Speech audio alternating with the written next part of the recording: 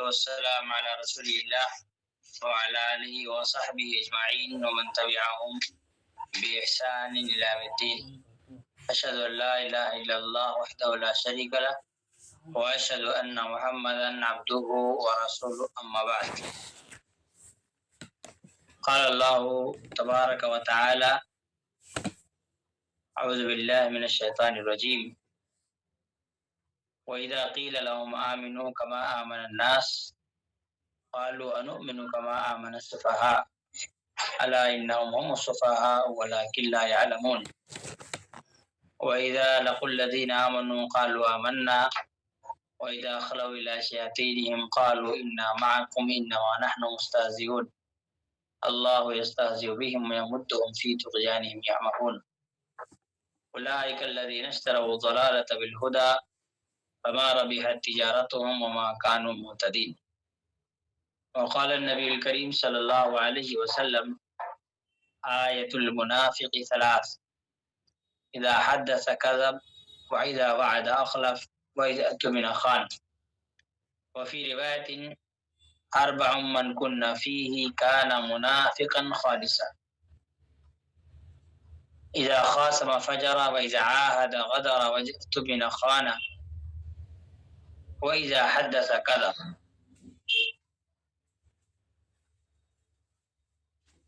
آج کا جو ہمارا ٹاپک ہے وہ ہے منافق کی علامتیں. دو الگ الگ روایتوں میں منافق کی جو قسمیں بیان کی، جو علامتیں بیان کی گئی ہیں، ایک میں 3 اور ایک میں 4 علامت ہے. قرآن مجید میں بھی اللہ رب العالمین نے منافقین کے بارے میں بڑی تفصیلی گفتگو کی ہے. ابتدائی آیات میں جو سورہ بقرہ میں اللہ رب العالمین نے نازل کیا ہے، وہاں بھی اللہ تعالیٰ نے منافقین کا ذکر کیا ہے. چنانچہ جب ہم بات منافق کی کرتے ہیں تو ایسی صورت میں ہمارے سامنے کئی باتیں آتی ہیں، لیکن ان تمام چیزوں سے بڑھ کر جو چیز قابل غور ہے وہ یہ ہے کہ منافق کیا مسلمان ہوتا ہے یا نہیں ہوتا ہے. اس لیے کہ اللہ رب العالمین نے قرآن مجید میں ارشاد فرمایا کہ ان المنافقین فی الدرک الاسفل من النار، تو منافق جو ہے وہ جہنم کی سب سے نچلی سطح کی جو جگہ ہوگی وہاں پر رہے گا. اور جو منافقین کے واقعات ہم تاریخ میں پڑھتے ہیں، سیرت رسول میں پڑھتے ہیں، تو ان آیات کو پڑھنے کے بعد یہ بات تو سمجھ میں آتی ہے کہ منافق تو دائرہ اسلام سے خارج ہوتا ہے، لیکن جو علامتیں احادیث میں موجود ہیں اگر ہم ان علامتوں پر غور کریں تو وہ علامتیں مسلمانوں کے اندر بھی پائی جاتی ہیں. تو سوال یہی ہے کہ کیا منافق مسلمان ہوتا ہے یا منافق مسلمان نہیں ہوتا ہے. تو سب سے پہلے یہ بتائیں کہ نفاق کی 2 قسمیں ہیں. ایک ہے نفاق عملی اور ایک ہے نفاق اعتقادی. ایک عملی نفاق جس کے اندر جو نفاق کی علامتیں آگے بیان کی جائیں گی وہ موجود ہو اور وہ عملی ہو، اس کا تعلق اعمال سے ہو، تو ایسی صورت میں وہ آدمی دائرہ اسلام سے خارج ہوتا ہے. کیا کہتے ہیں، وہ دائرہ اسلام میں رہتا ہے لیکن گنہگار ہوتا ہے. لیکن اگر کوئی آدمی ایسا ہے جس کے اندر نفاق کی علامتیں موجود ہیں اور وہ اس کے عقیدے کے اندر موجود ہے، تو پھر ایسی صورت میں وہ انسان دائرہ اسلام سے خارج ہے. مثال کے طور پر قرآن مجید میں اللہ رب العالمین نے منافقین کی روش کو بیان کیا ہے اذا لقوا الذین آمنوا قالوا آمنا، جب وہ مومنین سے ملتے ہیں تو وہ کہتے ہیں ہم ایمان لائے. وَإِذَا خَلَوْا إِلَىٰ شَيَاطِینِهِمْ قَالُوا إِنَّا مَعَكُمْ إِنَّمَا نَحْنُ مُسْتَهْزِئُونَ، لیکن جب وہ اپنے شیطانوں سے جا کر کے ملتے ہیں، یعنی اپنے ہمجولیوں کے ساتھ ہوتے ہیں، کافروں سے جا کر کے ملتے ہیں تو وہ کہتے ہیں ہم تمہارے ساتھ ہیں. حقیقت یہ ہے کہ منافقین نہ تو مسلمانوں کے ساتھ تھے اور نہ ہی کفار کے ساتھ تھے، وہ مفاد کے ساتھ تھے کہ جہاں ان کا فائدہ بنے وہ وہاں چلے جائیں. چنانچہ اللہ کے رسول صلی اللہ علیہ وسلم نے منافقین کی جو نشانی بیان کی، اس میں ایک نشانی ہے جھوٹ. اذا حدث کذب، یعنی ایک آدمی بات کرتے ہوئے جھوٹ بولے. اب بہت ساری حدیثیں اس طرح کی آئی ہیں جس میں رسول اللہ صلی اللہ علیہ وسلم نے جھوٹ کو کبیرہ گناہ بیان کیا، اور یہاں اس حدیث میں جھوٹ کو منافق کی علامت کہی گئی، یہ منافق کی نشانی ہے. اب ایک بات یہ بھی ہو سکتی ہے کہ ایک آدمی مسلمان بھی ہو اور اس کے اندر یہ نفاق کی علامت بھی موجود ہے، تو کیا وہ مسلمان ہے یا اسلام سے خارج ہے؟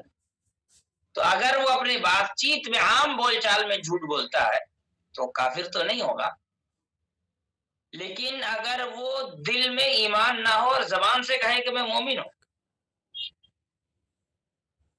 اور جب وہ کافروں سے ملے گا کہ میں تو مسلمان نہیں ہوں، میں تو ان لوگوں کے ساتھ مذاق کر رہا تھا، میں تمہارے ساتھ، تو یہ جو جھوٹ ہے یہ اعتقاد سے، عقیدے سے جڑا ہوا ہے. تو اگر اس طرح کا نفاق اس کے اندر، اس طرح کی جھوٹ اس کے اندر پائی جاتی ہے تو پھر وہ دائرہ اسلام سے خارج ہوتا ہے. تو نبی کریم صلی اللہ علیہ وسلم نے فرمایا کہ اذا حدث کذب، منافق کی ایک نشانی یہ ہے کہ جب وہ بات کرتا ہے تو جھوٹ بولتا ہے. جھوٹ بولنا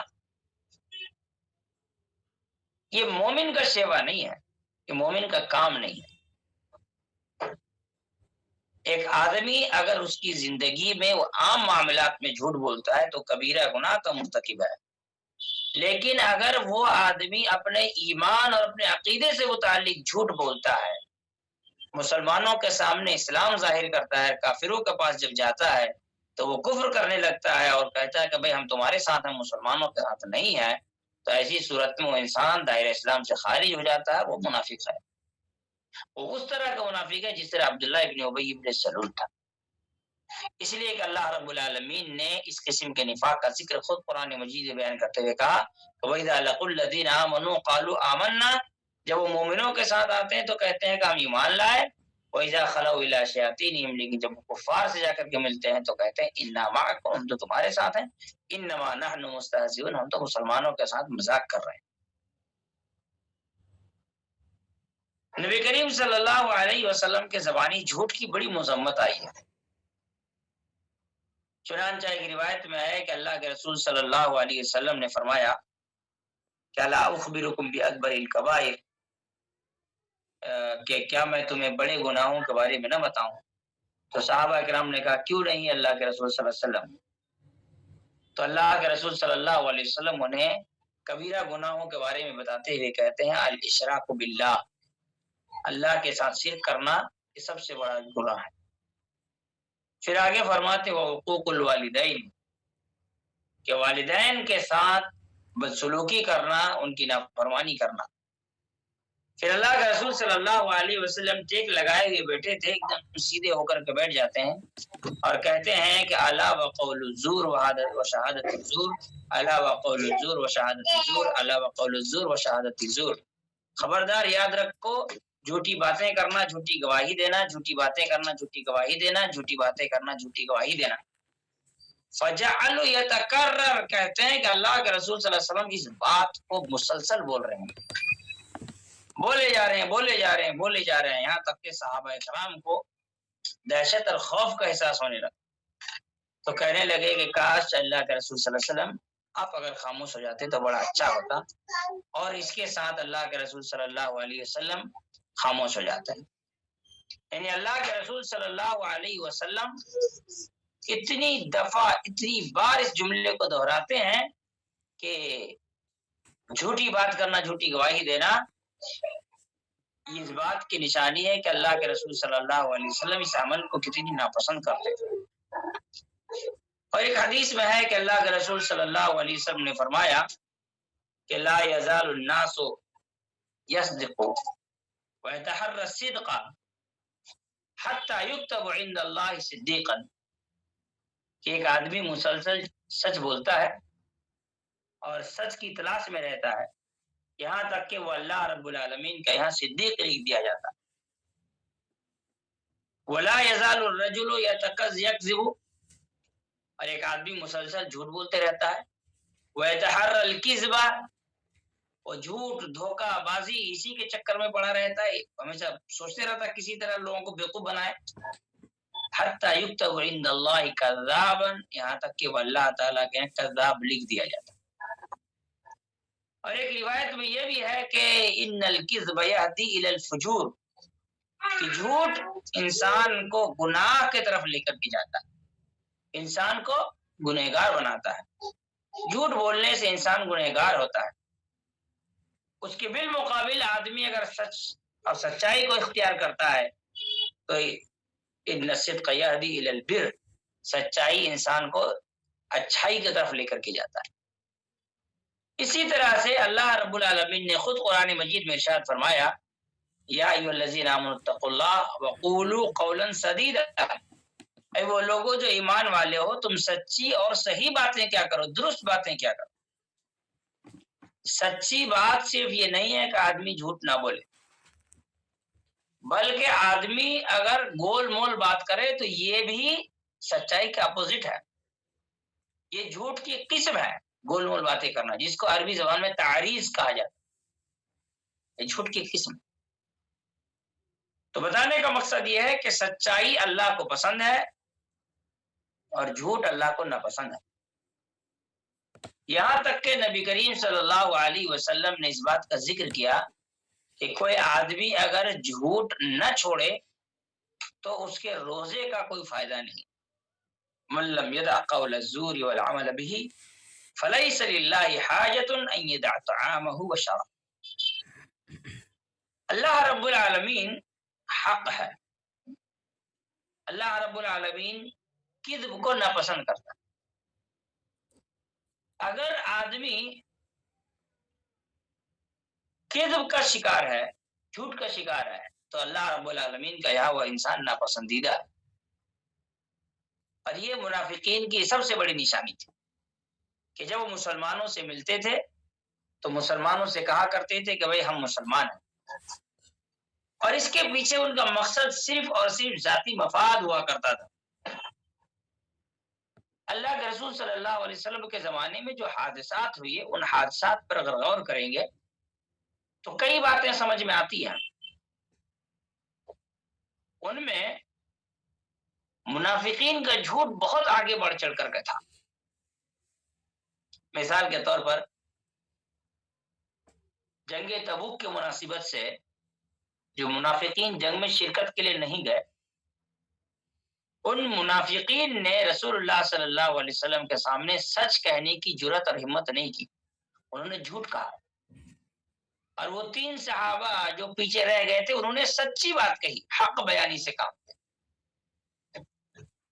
تو معلوم یہ ہوا کہ حق، سچائی، ایمانداری یہ مومن کی نشانی ہے، اور جھوٹ کہنا یہ کافروں اور منافقوں کی عادت ہے۔ یہی وجہ ہے کہ ان لوگوں نے رسول اللہ صلی اللہ علیہ وسلم سے سچی بات نہیں کہی، انہوں نے بہانے بنائے، انہوں نے جھوٹ کہا۔ حضرت عائشہ رضی اللہ تعالی عنہ، ام المؤمنین عائشہ رضی اللہ تعالی عنہ کا اگر ہم واقعہ پڑھتے ہیں تو ان کے اوپر جو الزام تراشی کی گئی تھی، یہی منافقین کا شوشہ تھا اور یہ جھوٹ تھا۔ اس کے علاوہ اور بھی بہت سارے منافقین کے پروپیگنڈے ہیں جو جھوٹ پر مبنی ہیں۔ تو کسی انسان کے اندر جھوٹ بولنے کی عادت کا پایا جانا، یہ دراصل منافق کی علامت کو اپنانا ہے۔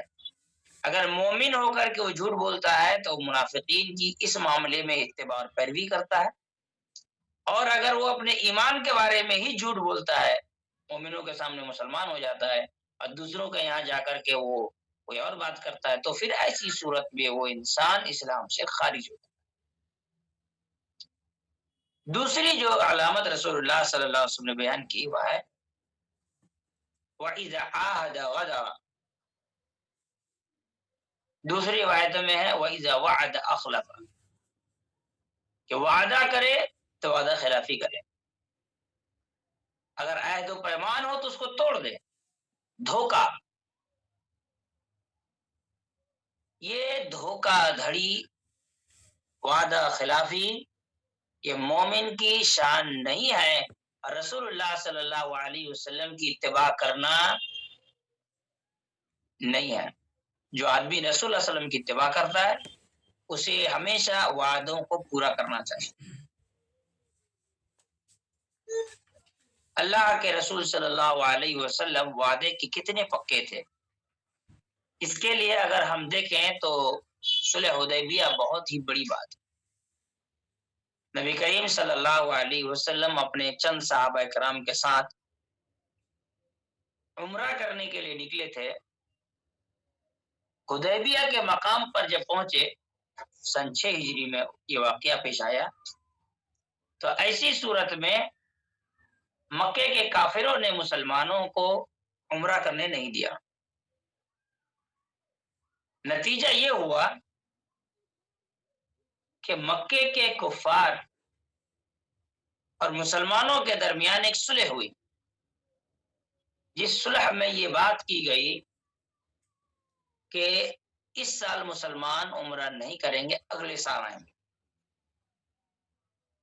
دوسری بات یہ ہوئی کہ کوئی مسلمان کوئی کافر اگر مسلمان ہو کر کے مدینہ جائے گا تو ان کو مدینے میں رہنے نہیں دیا جائے گا، اور اگر کوئی مسلمان کفر کا ارتکاب کر کے لوٹ آئے تو مکے والے اسے واپس نہیں بھیجیں گے۔ یہ ایک ایسا وعدہ تھا جو بظاہر ایسا محسوس ہوتا تھا کہ مسلمان دبے انداز میں، دب کر کچلے ہوئے انداز میں یہ وعدہ لے رہے ہیں، ڈرے ہوئے ہیں مسلمان، گھبرائے ہوئے ہیں، بزدل ہیں۔ آج کل ہمارے یہاں بہت سارے مسلمان جو جنگ سے پیچھے ہٹنا چاہتے ہیں کہ جنگ نہیں ہونا چاہیے، لڑائی نہیں ہونی چاہیے، خون خرابہ نہیں ہونا چاہیے، امن اور شانتی قائم ہونی چاہیے، تو ہمارے یہاں کے بہت سارے بیوقوف اور نالائق قسم کے لوگ کھڑے ہو جاتے ہیں، ارے یہ مسلمان یہ سب بزدل لوگ ہیں، ایسے ہیں اور ویسے ہیں۔ سوچو، اللہ کے رسول صلی اللہ علیہ وسلم نے جب حدیبیہ کی صلح کی تھی، اس میں رسول اللہ صلی اللہ علیہ وسلم نے کیا کہا تھا؟ رسول اللہ صلی اللہ علیہ وسلم سے کہا گیا کہ اگر کوئی کافر مسلمان ہو کر کے مکہ سے مدینہ جائے گا تو آپ اس کو اپنے یہاں نہیں رکھیں گے، اس کا واپس بھیج دیں گے، اور رسول اللہ صلی اللہ علیہ وسلم نے ایگری کیا۔ یہ بزدلی نہیں تھی، یہ سوجھ بوجھ تھی، یہ دور اندیشی تھی، یہ فیوچر کو سیکیور کرنے کے لیے اور مستقبل کو بہتر بنانے کی کوشش میں ایک بڑی قدم تھی۔ یہ جذبات کی قربانی تھی مسلمانوں کی، وہ اپنے جذبات کی قربانی دے رہے۔ اب وعدہ ہو گیا، اب ایک آدمی مسلمان ہو کر کے رسول اللہ صلی اللہ علیہ وسلم کے پاس آئے، کہ میں مسلمان ہوا ہوں، مجھے آپ مدینہ لے کر کے چلیے۔ اللہ کے رسول صلی اللہ علیہ وسلم نے فرمایا کہ نہیں، ہم نے وعدہ کر لیا، اب ہم تم کو تو واپس مدینہ نہیں لے کر کے جائیں گے۔ بہت سارے لوگوں نے سفارش کی، اللہ کے رسول صلی اللہ علیہ وسلم نے صاف انکار کرتے ہوئے کہا کہ نہیں، کیونکہ ہم نے اہل مکہ کے ساتھ وعدہ کیا ہے، ہم یہ وعدہ نہیں توڑیں گے۔ معلوم یہ ہوا کہ کفار کے ساتھ بھی دھوکہ اسلام میں حرام ہے، ان سے بھی کیا ہوا وعدہ پورا کرنا چاہیے، ان سے بھی کیا ہوا وعدہ پوری ہونی چاہیے۔ المؤمنون علی عہودہم، مومن اپنے عہد پر قائم ہوتا ہے، مومن کی زبان کی قیمت ہوتی ہے، وہ جو وعدہ کرتا ہے اذا عہد وفا، جب وہ وعدہ کرتا ہے تو اس وعدے کو پورا کرتا ہے۔ اگر مسلمان ہے، مومن ہے، تو اسے وعدہ پورا کرنا چاہیے۔ ہمارے یہاں، ہم جس ملک میں ہیں، یہاں بہت سارے غیر مسلم ہمارے درمیان ہمارے ساتھ رہتے ہیں. ہماری وعدہ پورا کرنے کی عادت، ہماری امانت اور ہماری سچائی انہیں اسلام کے سے محبت کرنے پر مجبور کرے گی. لیکن ہماری وعدہ خلافی کی عادت، ہمارا جھوٹ، ہمارا دھوکہ، ہمارا فریب انہیں اسلام سے دور کرتا ہے. اگر مسلمان واقعی امانت داری، سچائی اور وعدہ پر قائم رہنے والا بن جائے تو پھر ایسی صورت میں اسلام جس رفتار سے آج پھیل رہا ہے اس سے کئی گنا زیادہ رفتار کے ساتھ پھیلے گا. تو اللہ کے رسول صلی اللہ علیہ وسلم نے فرمایا کہ وَإِذَا وَعَدَ أَخْلَفَ، بعض روایت میں وَإِذَا عَاهَدَ غَدَرَ، جب عہد کرے تو غداری کرے. مومن کبھی غدار نہیں ہو سکتا، مومن کو غداری نہیں کرنی آتی. مومن دھوکہ باز، فریبی، جعلساز نہیں ہوتا ہے. یہ اللہ تعالیٰ کو ناپسند ہے کہ کوئی انسان جو اللہ کا نام لے پھر اس کے کیے ہوئے وعدوں کی کوئی حیثیت نہ رہ جائے. دراصل ہم اگر وعدہ کر کے اس وعدے کو پورا نہیں کرتے ہیں تو یہ ہمارے ایمان کی جانچ ہے دنیا والوں کے نظر، ہمارے دین کی جانچ ہے. یہ ہم اپنی وعدہ خلافیوں کے ذریعے لوگوں کو یہ کہنا چاہتے ہیں کہ اسلام اچھا دین نہیں، اس میں مت آؤ. اور اگر ہم وعدہ خلافی نہ کر کے وعدہ پر قائم رہنے والے بن جائیں، یقیناً ہم دنیا کو یہ کہہ رہے ہیں کہ آؤ اس دین میں وعدے کی بڑی اہمیت ہے، زبان کی بڑی قدر ہے. تیسری علامت جو نبی کریم صلی اللہ علیہ وسلم نے بیان کیا وہ ہے کہ وَإِذَا اُؤْتُمِنَ خَانَ، کہ جب ان کے پاس امانت رکھ دی جائے تو خیانت کر جاتے. خائن ہونا، خیانت کرنا، کرپشن جس کو کہا جاتا، یہ مومن کی پہچان اور مومن کا شیوا نہیں ہونا چاہیے. امانت دار ہو انسان. اللہ کے رسول صلی اللہ علیہ وسلم نبوت سے قبل سب سے پہلے جس چیز کو اپنے ہم وطنوں سے، اپنے قبیلے مکے والوں سے جس چیز کو بنوایا، جس چیز کا اعتراف کروایا وہ یہ تھا کہ اللہ کے رسول صلی اللہ علیہ وسلم امانت دار ہے.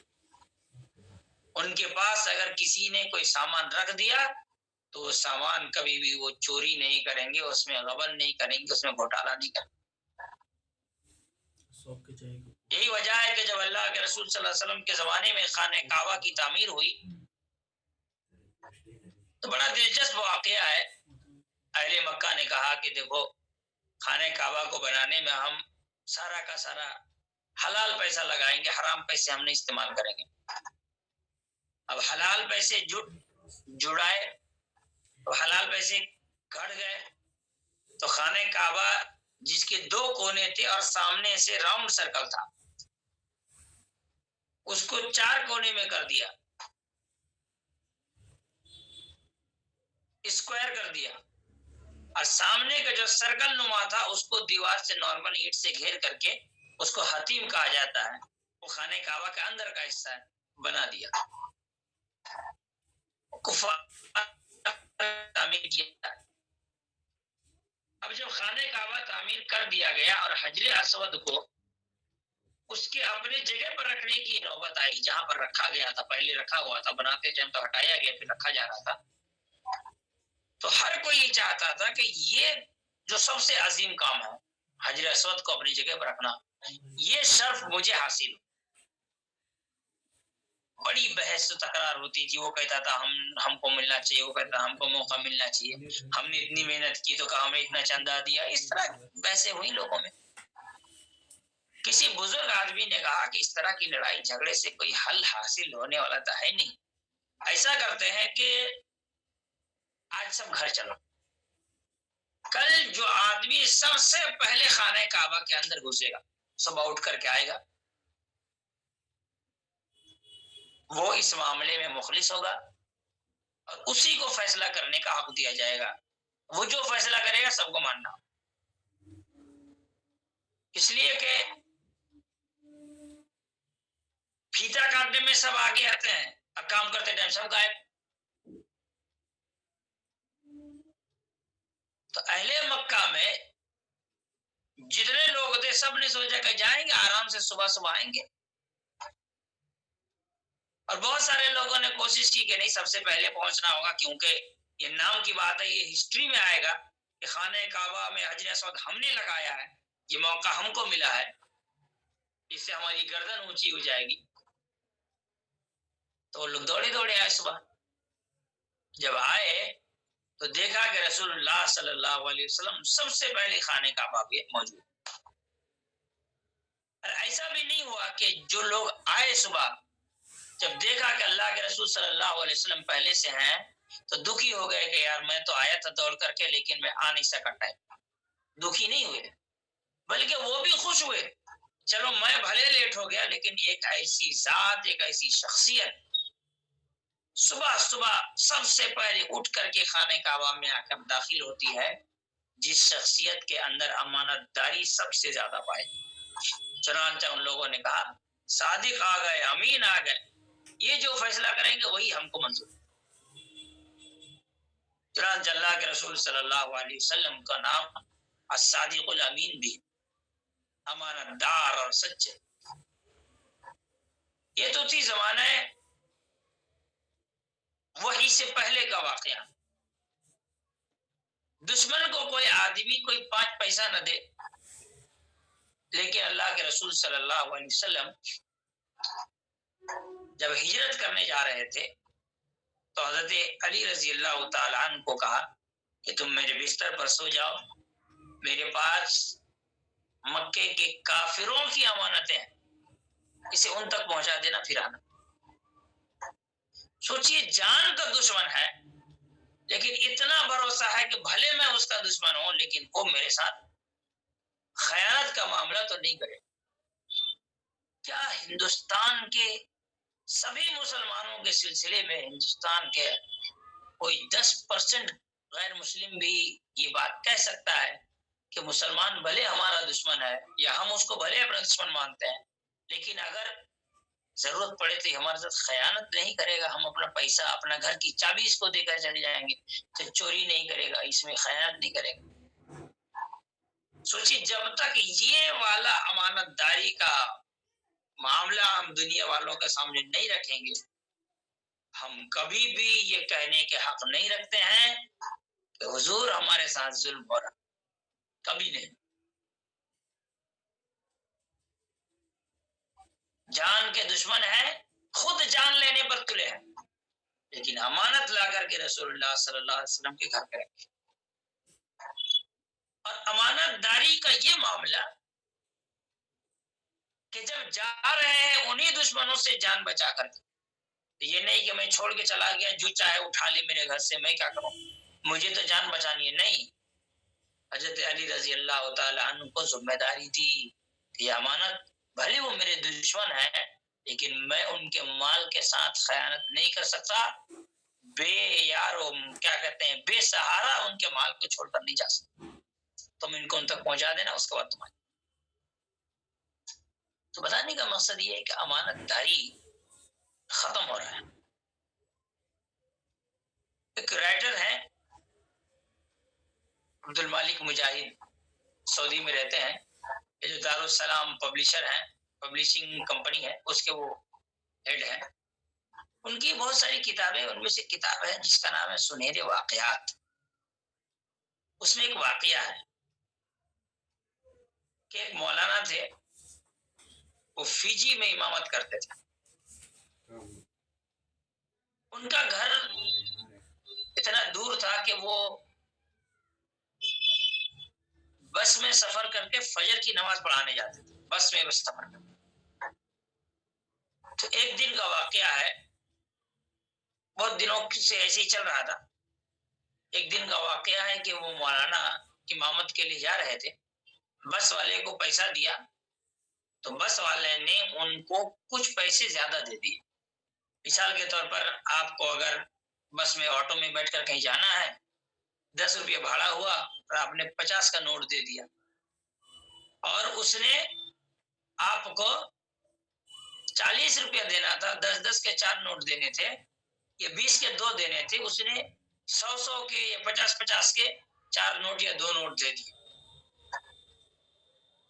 ابھی انہوں نے سوچا کہ یار یہ آدمی تو زیادہ دے دیا ہے، جیب میں رکھ لیتے ہیں، کیا ہے یہ تو ویسے بہت کماتا ہے۔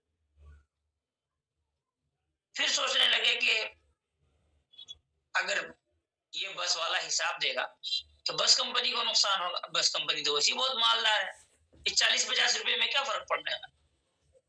وہ لفظ ہے کہ چند پیسوں کا بات ہے، 2-4-10 روپے کی بات ہوگی، سکوں کی بات، مثال کے طور پر 40-50 روپیہ ہے۔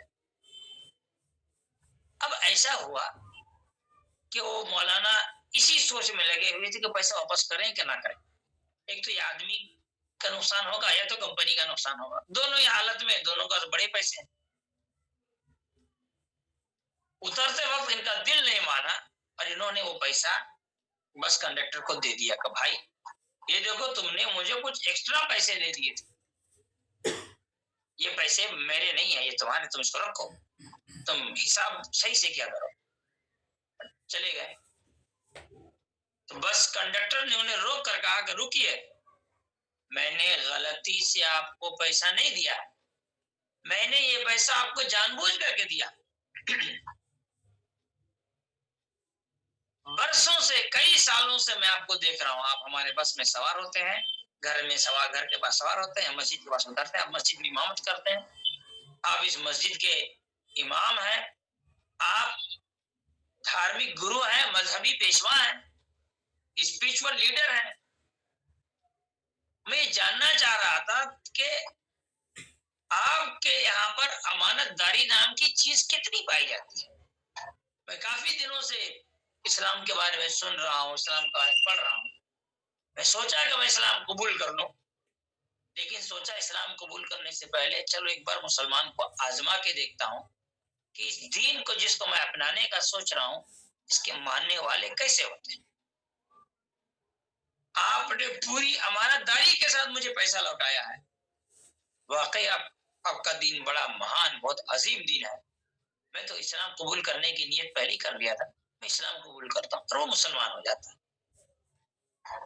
اس واقعے میں آگے بیان کرتے ہیں کہ وہ آدمی، وہ مولانا بس سے اترتے ہیں، روتے ہوئے، مولانا جو ہے وہ روتے ہوئے مسجد جا رہے ہیں اور دل میں کہتے ہیں کہ آج میں اسلام کو چند سکوں کے بدلے میں بیچ رہا تھا، کہ میری ایک غلطی، چند سکہ جیب میں رکھ لینے کی غلطی، مجھے اسلام، کسی ایک انسان کو اسلام قبول کرنے سے روکنے کے باعث بن رہا تھا۔ تو یہ امانت داری اگر ہمارے اندر ہو، سچائی ہو، ہمارے اندر وعدہ پورا کرنے کی عادت ہو، تو ایسی صورت میں اسلام کو جس تیز رفتاری سے پھیلنا چاہیے اسی تیز رفتاری سے پھیلے گا۔ لیکن یہ امانت داری، یہ صداقت، یہ وعدہ پورا کرنے کی عادت اگر ہمارے اندر سے ختم ہو جائے تو پھر اسلام پھیلنے کی بات تو دور کی ہے، دوسرے لوگ اسلام سے نفرت کرنے لگے اور کر رہے ہیں، ہمارے اخلاق کی کمی کا نتیجہ۔ انہیں کیا بڑی بات تھی، رسول اللہ صلی اللہ علیہ وسلم کے زمانے کے بعد حضرت عمر رضی اللہ عنہ کے دور سے ہندوستان میں مسلمان آئے، دھیرے دھیرے دھیرے دھیرے لوگ اسلام قبول کرنا شروع کیے ہندوستان میں، اور آج دنیا کی، ورلڈ کی ایک لارجسٹ پاپولیشن آف مسلم، مسلمانوں کی ایک لارجسٹ پاپولیشن ہندوستان میں رہتی ہے۔ سعودی عرب میں اتنے مسلمان نہیں جتنے ہندوستان میں، وہاں کی آبادی کے حساب سے بات کر رہا ہوں، پرسنٹیج کے حساب سے تقریباً سرکار تو خیر 17-18 کروڑ کہتی ہے، سچائی یہ ہے کہ تقریباً 25 سے 30 کروڑ مسلمان ہیں ہندوستان، 25 سے 30 کروڑ ہندوستان میں۔ اب سوچئے 30 کروڑ آبادی تو پورے دبئی کی نہیں ہو، سعودی عرب کی پتہ نہیں کتنی آبادی ہے، شاید وہاں کی بھی آبادی 30 کروڑ نہیں ہوگی،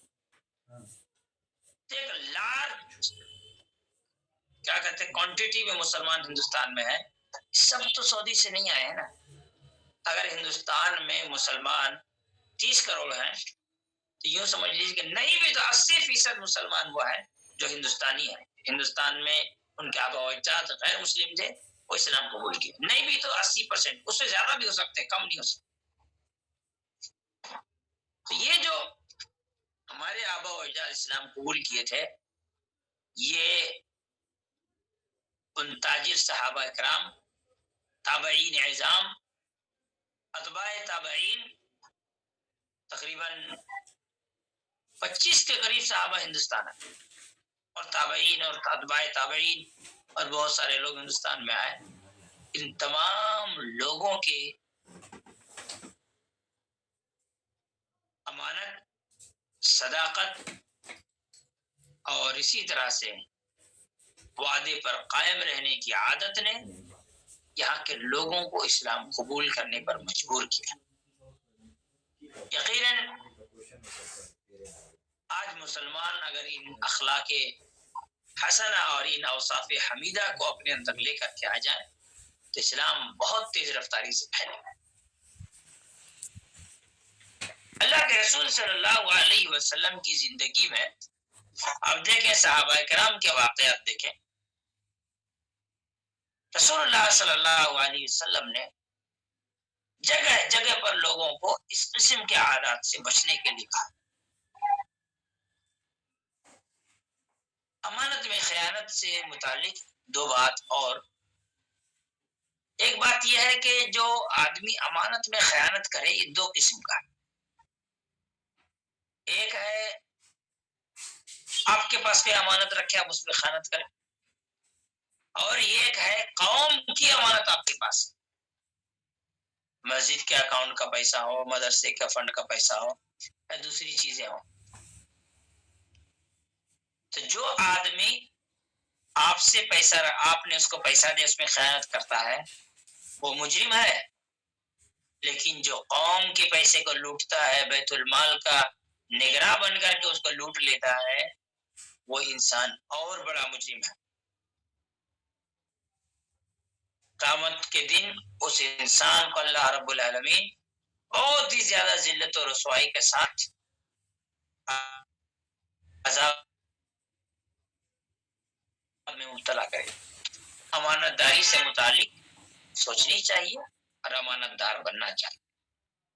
دین اسلام امانت سکھاتا ہے۔ جس کے یہاں امانت داری نہیں ہے اس کا ایمان کمزور ہے، اور اگر وہ امانت داری میں کمزور ہے، ایمان کے معاملے میں کمزور ہے، تو یوں سمجھے کہ ایک دن ایسا آنے والا ہے کہ وہ انسان اپنے اس امانت داری کے نہ ہونے کی وجہ سے نہ جانے کتنے لوگوں کو اسلام قبول کرنے سے روک دے گا۔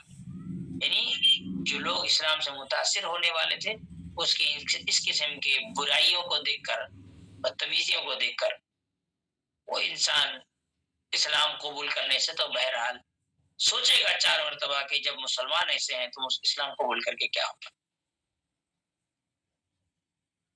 ہمارے پڑوس میں جو ممالک ہے اسلام کے نام پر قائم کیا گیا، آج ہندوستانی میڈیا میں بات یہی ہوتی ہے کہ وہاں تو شریعت ہے، وہاں کے لوگ تو مسلمان ہیں، لیکن وہاں کے لوگوں کی اتنی بری حالت کیوں؟ اس لیے کہ نفاق، منافقین کی جو عادت اور جو نشانیاں رسول اللہ صلی اللہ علیہ وسلم نے بیان کر کے یہ سمجھایا کہ مسلمانوں تم اس غلطی، اس گندگی میں کبھی نہ پڑنا، ان چیزوں کو وہاں کے لوگوں نے اپنایا ہے، تو آج ان کا یہ حال ہے۔ اللہ تعالی ہم تمام لوگوں کو سمجھ کی توفیق